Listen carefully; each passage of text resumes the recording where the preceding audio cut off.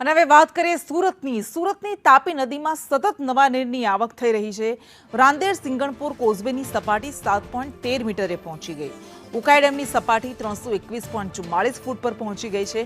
ઉકાઈ ડેમમાંથી પાણી તાપી નદીમાં છોડવામાં આવ્યું અને સલામતીના ભાગરૂપે કોઝવેને બંધ કરવામાં આવ્યા છે। તો સુરતમાં પણ દક્ષિણ ગુજરાતમાં સુરત, વલસાડ, નવસારીમાં સારો એવો વરસાદ વરસ્યો, જેના કારણે સૂર્યપુત્રી ગણાતી તાપી નદીની આવક સતત વધી રહી છે। ઉકાઈ ડેમમાં ઉપરવાસમાં ભારે વરસાદને કારણે ઉકાઈ ડેમમાં પાણી આવ્યું, સ્તર વધ્યું અને તેના કારણે પાણી તાપી નદીમાં છોડવામાં આવ્યું છે, જેના કારણે સલામતીના ભાગરૂપે કોઝવે પણ બંધ કરવામાં આવ્યા। સુરત શહેરમાં હાલ તો વરસાદી વિરામ લીધો છે, પરંતુ ઉપરવાસમાં જે રીતે વરસાદ વરસી રહ્યો છે તેને કારણે ઉકાઈ ડેમમાં પણ નવા નીર આવ્યા છે અને ઉકાઈ ડેમમાંથી સતત લેવલ જળાવવા માટે તંત્ર દ્વારા સતત તાપી નદીમાં પાણી છોડવામાં આવી રહ્યું છે।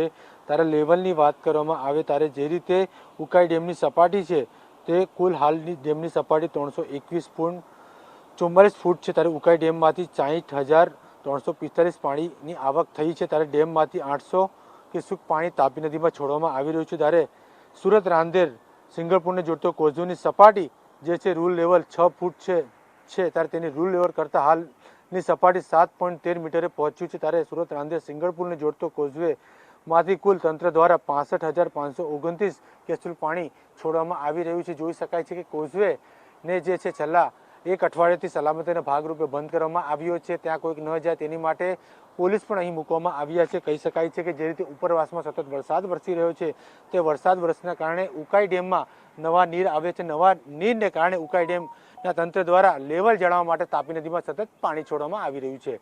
કેમેરામેન ભૂષણ ચૌધરી સાથે જયેન્દ્ર પાંડે, સંદેશ ન્યૂઝ, સુરત।